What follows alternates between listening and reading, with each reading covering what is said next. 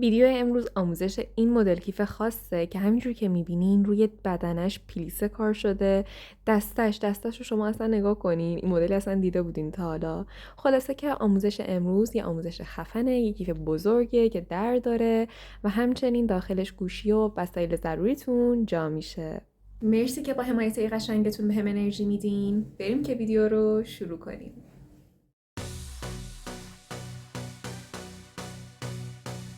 برای بافت این کیف احتیاج داریم به تقریباً 500 گرم مروارید پلاستیکی سایز 10، تقریباً 40 متر نخ ماهیگیری شماره 7 برای بدنه کار و همچنین تقریباً 10 متر نخ ماهیگیری شماره 4 برای دسته کیف. رو تقریباً 150 سانت از نختون جدا کنین یا اندازه دو دست بازتون، دستتون رو باز کنین و به اون اندازه نخ جدا کنین. اون تقریباً نه کوتاه نه بلند و تقریباً میشه 150 سانت. و حالا داخل نختون 4 تا دونه مهره بندازین. به این شکل چهارمی رو بیارین سر نختون، توی دستتون نگه دارین، سر دیگه نخ رو به صورت مخالف ازش رد کنین، همسر کنین تو سر نخ رو و بعد بکشین. به این شکل اولین خونمون که یه خونه 4 تایی هست تشکیل شد. برای بافت خونه بعد 3 تا دونه مهره بیارین، یکیشو بندازین داخل این سر نخ، یکیشو داخل این سر نخ. به این شکل سومی بندازین داخل یک از سر نختون، فرقی نداره کدوم. سر دیگه نخ رو به صورت مخالف ازش رد کنین یا به اصطلاح ببافین، همسر کنین دو سر نخ رو و بعد بکشین. این همسر کردن رو واسه این انجام میدیم که وقتی که تازه شروع به بافت کردیم دو سر نخمون ثبات نداره و اگه این شکلی انجام ندیم در ادامه ممکنه که از سر نخمون خیلی کوتاه باشه و یکی بلند. و این کار رو تا 3 تا خونه اول انجام میدیم و بعد دیگه عادی میکشیم همین شکلی نخمون رو. خونه بعد رو هم به همین روتینی که این خونه رو بافتیم 3 تا دونه مهره برمیداریم، یکیش داخل این سر نخ، یکیش داخل اون سر نخ و با سومی میبافیم به این شکل. و حالا سومی رو بندازیم داخل یه سر نخ، فرقی نداره کدوم. سر دیگه نخ رو به صورت مخالف وارد کنین یا به اصطلاح ببافین، همسر کنین و بکشین. شکل خونه سومتون هم تشکیل شد. خونه بعد رو هم به همین روتین 3 تا دونه مهره بردارین، یکیش داخل این سر نخ، یکیش داخل اون سر نخ و با سومی ببافین.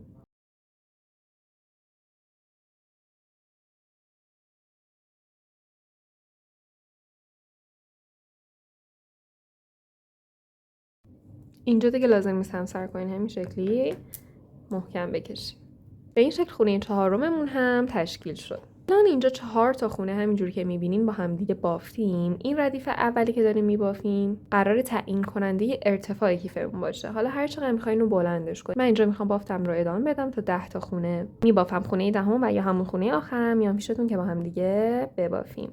خیلی خب بچه‌ها، همینجور که میبینین من الان خونه نهمم و میخوام آخرین خونه از ردیف اولم رو ببافم. برای این کار 3 تا دونه مهرتون رو بیارین و برای خونه آخر از ردیف اول هر 3 تا رو بندازین داخل یک از سره نختون، فرقی نداره کدوم. به این شکل آخری رو بگیرین تو دستتون و با سر دیگه نخ ببافین به این شکل. الان ردیف اول من تکمیل شده و نخم آماده شروع ردیف بعدی و ردیف دوممه. بچه‌ها ببینیم، بهتون گفتم این میشه ارتفاع کیفتون، اینو در نظر بگیریم و اگه میخواین اینو بلندتر کنین و هر چقدر که میخواین این ردیف اول رو طول بدین. حالا میخوایم ردیف دوم رو شروع کنیم. برای این کار 3 تا دونه مهره برداریم و هر 3 رو ببینید بچه اینجا یه نخ داریم به سمت بیرون بافت و یه نخ داریم به سمت بافت. هر 3 تا رو بندازین داخل این نختون که به سمت بیرون بافت هست. به این شکل سومی رو دستتون بگیرین و با سر دیگه نخ ببافین. به این شکل اولین خونه از ردیف دوم تشکیل شد. برای بافت خونه بعد بچه‌ها ببینین اینجا یه نخ داریم به سمت بالا به سمت بیرون بافت و یه نخ داریم به سمت پایین به سمت بافت. این نخ پایینیه رو از این مهره کناریش رد کنین. بچه‌ها حین بافتن الان می‌بینین این پیچ پیچی‌ها رو؟ مال منم اینجوری میشه. خب یکی از عواملی که باعث میشه این پیچا کمتر بشه در مرحله الانتون اینه که هر دفعه که دارین میبافین محکم بکشین. هر چقدر این فشار دست تو هر مرحله از بافت بیشتر باشه بافتتون این شکلی صافتر میشه. حالا اینجا 2 دونه مهره برداریم و هر دو رو بندازیم داخل این نخ بالا. به این شکل دومی رو بگیرین تو دستتون و با سر دیگه نخ ببافین، محکم بکشین.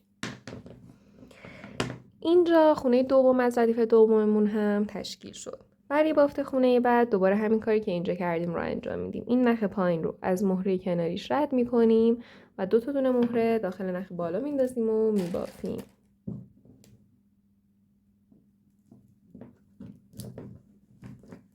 محکم بکشین.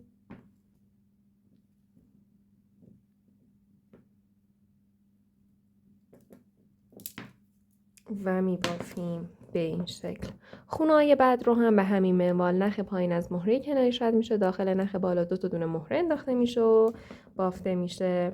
من میرم میبافم. اینجا خونه آخر رو میام که با هم دیگه ببافیم. خیلی خوب، من خونه 9 از ردیف دومم رو هم بافتم. الان رسیدم به خونه 10 از ردیف دوم یا همون خونه آخرم. اینجا هم نخ پایین رو از مهره کناریش رد کنیم به این شکل. و حالا 2 دونه مهرتون رو بیارین و اینجا بندازین، هر دو مهره رو داخل نخ پایین به این شکل و بعد ببافین.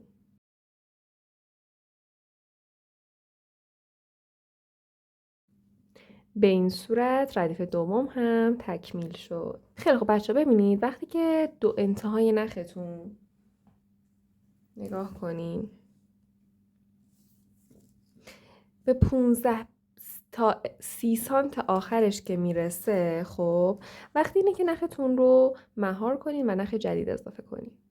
خب حالا ما چجوری نخ رو مهار میکنیم؟ اینجا رو حواستون باشه اینجا مرحله‌ایه که نختون دیگه کار ما با نخ تموم شده و میخوایم نخ رو رد کنیم. این مرحله رو به یاد داشته باشین که واسهتون به کار میاد در ادامه بافت. خب حالا میخوایم نخ رو مهار کنیم. نخ رو مهار میکنیم یعنی چیکار الان میخوایم بکنیم؟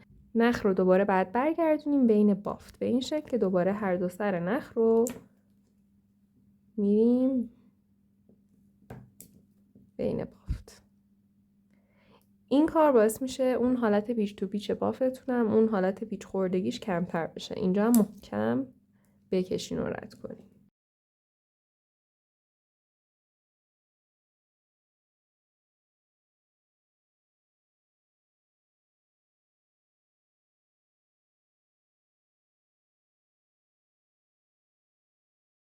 همین این سر نختون رو رد کنین هم اون سر رو.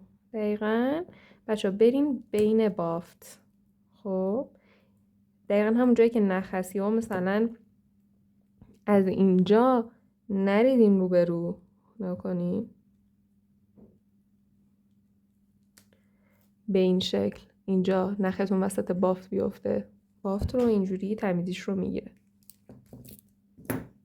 همین شکل بچه‌ها 2 سر نخ رو از بین کل بافت رد کنین، قشنگ بافتتون محکم بشه، بعد این قسمت دیگه باز نشه و بعد بیایم بهتون بگم که چیکار کنین، چجور نخ جدید اضافه کنین و ادامه کار. من نخم رو رد کردم، یکی از نخ‌ها رو بریدم. وقتی که نختون رو رد کردین و دیگه می‌خواستین اوکی دیگه میگین کار من تموم شد، اینجوری بعد از ته نخ بگیرین و ببرین. خب به این شکل. حالا اینجا بچه‌ها می‌خوایم ادامه بافت رو بریم. دوباره تقریبا این 150 سانت اندازه 2 دسته بازتون نخ جدا کنین و بچه‌ها ببینین اونجا بهتون گفتم به یاد بیارین کجا بود نختون. خب قبل از اینکه نخ رو بخوایم رد کنیم گفتم اینجا مهمه که به خاطر بسپارین که نختون قبل از اینکه بخواین 2 سرش رو رد کنین کجا بود. این واسه شما کمک کننده اینه که وقتی می‌خواین نخ جدید اضافه کنین بهتون میگه چیکار کنین. الان یادتون میاد چجوری بود؟ دقیقا اینجا نبود دیگه، همین شکلی بود و اینجوری بود که بعد ما گفتیم اوکی نخمون الان کوتاه شده، بعد بیایم بین کل کار رد کنیم تا کارمون محکم بشه و همه اینا. خب الان دقیقاً فلسفه اضافه کردن نخ جدید هم به همین شکله. الان نخ رو اضافه کنین توی همین موقعیتی که قبل از اینکه 2 سر نخ رو رد کنین اونجا بودین. حالا فرض کنین این دقیقاً همون نخ قبلی است، همون شکلی باید باش رفتار کنین. فقط حواستون باشه تا 3 تا خونه اول جدیدی که میبافین نخ رو همسر کنین و بکشین. حالا اینجا میخوایم شروع کنیم به بافت ردیف جدید. دقیقاً همون کاریه که توی ردیف قبلی کردیم. برای شروعش 3 تا دونه مهره برمی‌داریم، میندازیم داخل این سر نختون که به سمت بیرون بافت هست و میبافیم.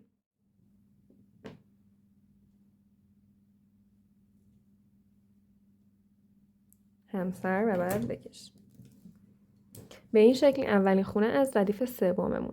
بچه‌ها ادامه بافت هم به همین شکل نخ پایین از مهره کناریش رد میشه، داخل نخ بالا 2 تا دونه مهره انداخته میشه و بافته میشه. دقیقاً همون کاری که توی ردیف دوم کردیم. اگه هر جا سوالی واسهتون پیش اومد این ویدیو رو بزنین قبل ببینین توی ردیف دوم چیکار کردیم، همون رو ادامه بدین. خونه آخر رو به همین شکل و همین شکلی ادامه بدین. بچه‌ها این تعداد ردیف هایی که میبافین روی طول کیفتون این ارتفاعش بود. خب هر چقدر این ردیف ها رو بیشتر کنین طول کیفتون بیشتر میشه. حالا ببینید چقدر دوست دارین همون مقدار ادامه بدین. من میخوام 15 تا ردیف ببافم. فقط نکتهش اینه که تعداد ردیفاتون فرد باشه. حالا 9 تا 11 تا 13 تا 15 تا به این شکل. من که میخوام 15 تا ببافم. همین شکلی ادامه بدین. نختون کوتاه شد رد کنین، نخ جدید اضافه کنین با توجه به فلسفه اضافه کردن نخی که بهتون یاد دادم و بافت رو ادامه بدین. من میارم ببافم. 15 تا ردیفم هی تکمیل شد میام پیشتون تا با هم دیگه بافت رو ادامه بدیم. خیلی خب بچه‌ها من 15 ردیفم رو بافتم همینجوری که میبینین و الان به این شکل شده. الان اینجا اون ردیف اولی که بافتیم و 10 تا خونه داشت اینجا بهتون گفتم ارتفاع کیفمون رو تشکیل میده و این طول کیفمون رو. حالا اینجا توی مرحله میخوایم چیکار کنیم؟ اینجا بچه‌ها میخوایم اون پلیسته های روی کار رو تشکیل بدیم. برای این کار یه مقدار نخ بردارین و ببینین از این اولا که بافتتون رو این شکل جلوی خودتون قرار بدین، اینجا ارتفاع باشه و اینجا طول. و حالا ببینین از اون بالا یه خونه رو جا بندازین و برین خونه دوم و سوم. این خونه دوم و سوم متوجه داشته باشین، نختون رو بیارین و از این مهره های لب خونه های دوم و سوم نختون رو رد کنین به این شکل. حالا یه دونه مهره بردارین و ببافین. بندازین داخل یه سر نختون، فرقی نداره کدوم، و با سر دیگه نخ همسر کنین و بکشین به این شکل. بچه‌ها یه همچین حالتی شد. حالا باید چیکار کنین؟ حالا ببینیم بچه‌ها یه نخ داریم به سمت راست، یه نخ داریم به سمت چپ. این نخ سمت راستی رو از این مهره کناریش و این نخ سمت چپی رو از این مهره کناریش رد کنین.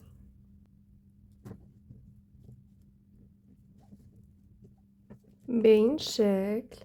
و حالا دوباره یه دونه مهره بیارین بندازین داخل یه سر نختون رو ببافین،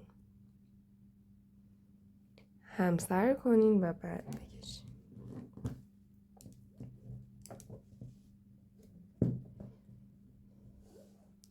به این شکل شد بچه ها. میبینین اولین پلیسمون تشکیل شد. حالا نگاه کنیم بچه ها، کار ما این تیکه تموم شد. الان بریم 2 سر نخ رو بین کار رد کنین تا دیگه این باز نشو، این پلیستون محکم بشه. همین شکل 2 سر نخ رو بریم کل کار رد کنیم و بعد بیاین که با هم دیگه ادامه بدیم.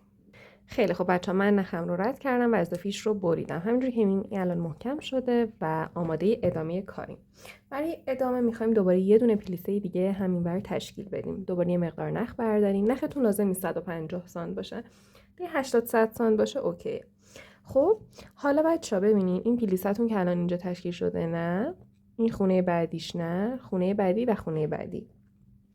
خب یعنی از اینجا که شروع کنین 1 2 سومی هم نه، چهارمی و پنجمی نختون رو از این مهره‌های ابتدای خونه چهارم و پنجم رد کنیم به این شکل و دوباره همون کاری که اینور کردیم رو انجام بدیم. یه دونه مهره بردارین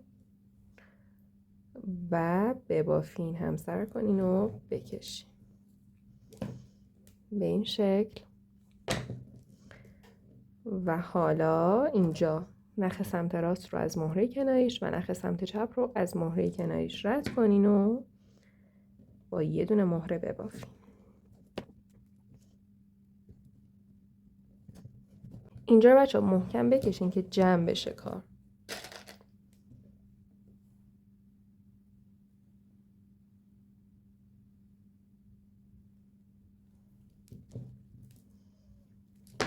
خیلی خوب بچه، به این شکل. اینم از دومین پلیسمون همینجوری که میبینید.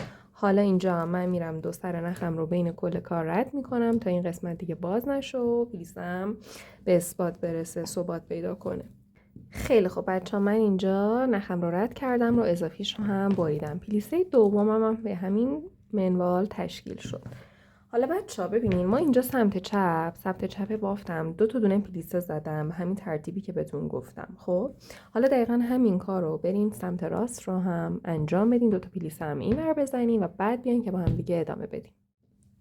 خیلی خب بچه ها، همینجور که میبینیم من 2 پلیسه اون سمت رو هم زدم و به این شکل شده. الان بچه الان کاری که در مرحله بعد میخوایم انجام بدیم اینه که دور این بافتمون بافت بزنیم، دورش رو بگیره.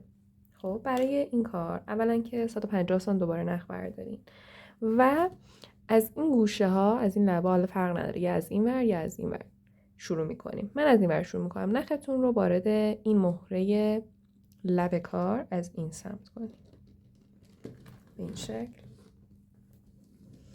و حالا 3 دونه مهره بردارین و الان ببینید اینجا یه نخ دارین، اینجا به سمت بیرون بافت و یه نخ دارین به سمت بافت. هر 3 رو بندازین داخل این که به سمت بیرون بافت هست. به این شکل سومی رو تو دستتون میگیرین و با سر دیگه نخ میبافین. نخ جدید همسر کردن تا 3 خونه اول، یادتون نره. به این شکل بچه ها میبینین اولین خونه از ردیف اولمون تشکیل شد. حالا برای ادامه کار قراره همون روتینی که خیلی توی مروارید بافی انجام میدیم و انجام بدیم. نخ پایین از مهره کناریش رد میشه و داخل نخ بالا 2 دونه مهره انداخته میشه و بافت میشه.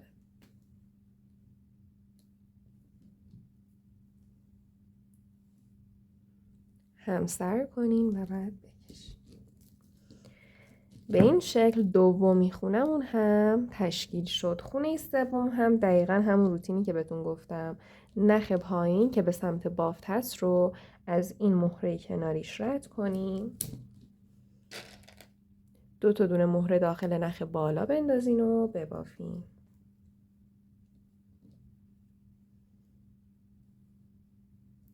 همسر کنین و بکشین. این هم از خونه سوم از این ردیف. بچه همین روتین رو ادامه بدین بیاین تا این گوشه. میخوام بهتون بگم این گوشه ها هیچ فرقی نداره، فقط من میبافم این گوشه دوباره میام پیشتون تا بهتون بگم اینجا هم باید چی کار کنیم. خیلی خوب بچه ها، همینجور که میبینین من اینجا رو بافتم، این ردیفمون تا اینجا بافتم. الان رسیدیم به این گوشه و میخوایم اینجا دوباره بریم حالا اینجا رو ببافیم. خب اینجا هم هیچ فرقی نداره، همون روتینه. نخ پایینتون رو از مهره کناریش که این دفعه این ورتره، یکم زاویهش فرق میکنه ولی دقیقا همونه، نخ پایین از مهره کناریش که این باشه رد میشه و همون شکلی روتین رو ادامه میدیم و میبافیم. ببینین حالا این گوشه رو که میبافیم یکم این ردیفی که داریم میبافیم خب جمع میشه، دور کارو میگیره، دور این بافتمون که زدیم. میبینین به این شکل. خب به همین ترتیب ادامه بدین. نخ پایین از مهره کنارش داخل نخ بالا 2 دونه مهره بندازین و ببافین. من ادامه میدم. نخم که کوتاه شد میام بهتون بگم که اینجا چجوری نخ اضافه کنیم. خیلی خب بچه‌ها ببینین من اینجا که شروع کردیم الان اینجا نخم به 20 سانت آخرش رسید. البته توی اینجا که حالا دور کار هست 15-20 سانت هم اوکی. خب به اونجا که رسید نخم رو رد کردم، الان محکم شد و الان میخوام ادامه کار رو برم. بچه‌ها بهتون گفتم فلسفه اضافه کردن نخ به این شکله که اون قسمتی که قراره نختون رو رد کنین ببینین نختون تو کدوم جایگاهه، اونو به خاطر بسپارین. دقیقاً وقتی میخواین نختون رو رد کردین حالا میخواین اضافه کنین اونجا اضافه کنین. الان ببینین من آخرین خونه‌ای که بافتم این خونه است دیگه، این دور این خونه. خب و نخ من به این شکل بوده دیگه، 100% نگاه کنین به این شکل بوده که من الان اینجا این خونه رو بافتم، این نخ بالامه این نخ پایینم و این شکلی بوده که بعد رد کردم. حالا دقیقاً همین رو ادامه بدین. فرض کنین این همون نخ قبلیتونه، نخ پایین رو از مهره کناریش رد کنین، داخل نخ بالا 2 دونه مهره بندازین و ببافین. فقط نخ جدید تا 3 تا سه تا خونه اول همسر کردن یادتون نره. بچه همین رو ببافین. این ردیف رو تا اینجا، تا این خونه آخر دقیقاً قرینه اونور ادامه بدین و بعد بیان که بهتون بگم چیکار کنین. خیلی خب بچه ها، من بافتم. الان رسیدم به آخرین خونه از این ردیف اولم از دور کار. اینجا من نخم بلنده و میخوام برگردم بالا و بخوام ردیف بعدی رو با همین نخم شروع کنم. واسه من مهمه که الان مهرامو کدوم نخ میندازم. تو مهرمو برمیدارم. اگه شما هم نختون بلنده و میخواین با همین نختون ادامه بدین، مثل من انجام بدین و اینا فرقی نداره. دو دونه مهرم رو میندازم این دفعه داخل نخ پایینمو میبافم.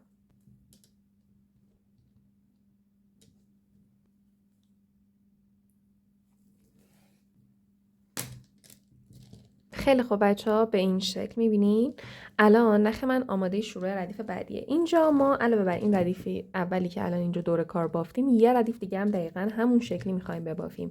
الان اینجا 3 تا مهرتون رو بندازین داخل این نختون که به سمت بیرون بافته و شروع کنیم به بافت. دقیقاً همون کاری که این ردیف قبلی انجام دادیم اینجا هم انجام میدین و هر جا نختون کوتاه شد نخ اضافه کنین و همه اینها.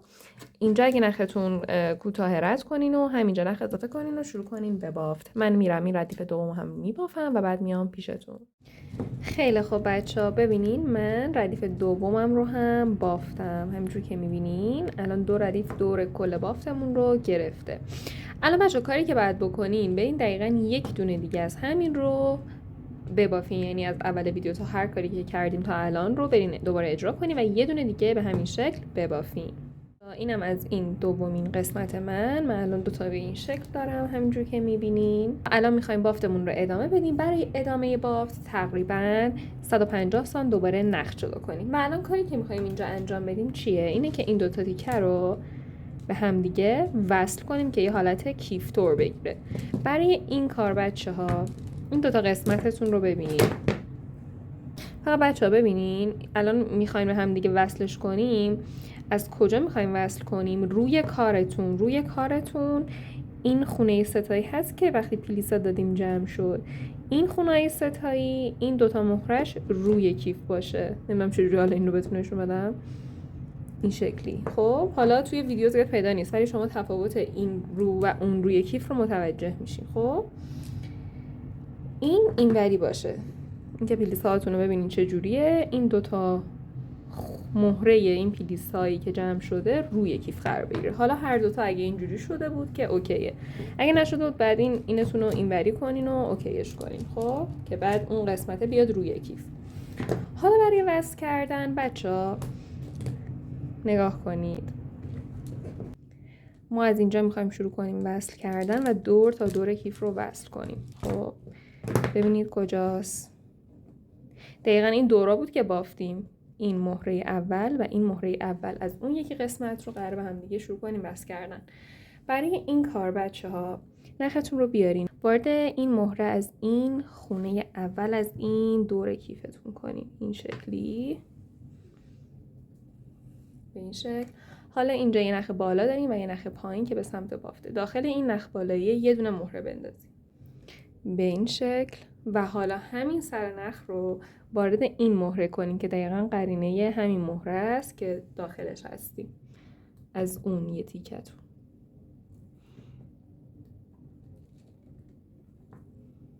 و بکشیم به این شکل. میبینین؟ حالا اینجا بین 2 سر نختون 3 تا دونه مهره هست. میخوایم تبدیل بشه به یه خونه 4 تایی.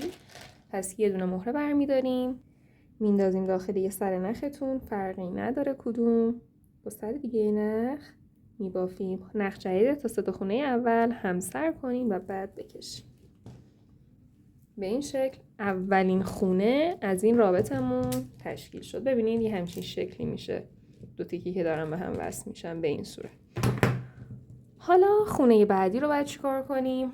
برای بافت خونه بعدی از این رابطمون الان ببینید بچه اینجا یه نخ سمت راست داریم و یه نخ سمت چپ. درسته؟ این نخ سمت راست رو از این مهره کناریش و این نخ سمت چپ رو از این مهره کناریش رد کنیم.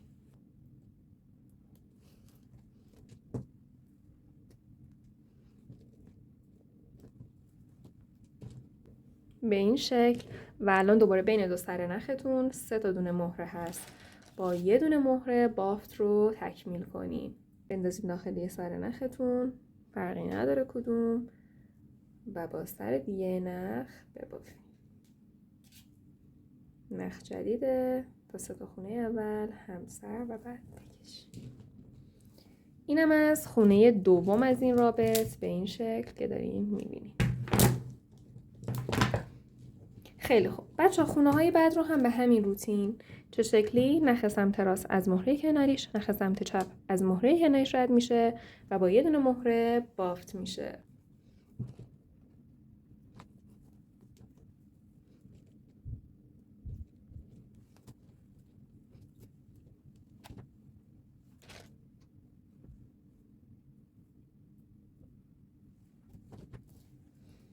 محکم بکشین. بچه خونه های بعد رو هم به همین منوال نخ سمت راست از مهره کناریش، نخ سمت چپ از مهره کناریش رد میشه و با یه دونه مهره بافت میشه. همین روال رو ادامه میدین. الان ببینیم به این شکل شد 3 تا خونم.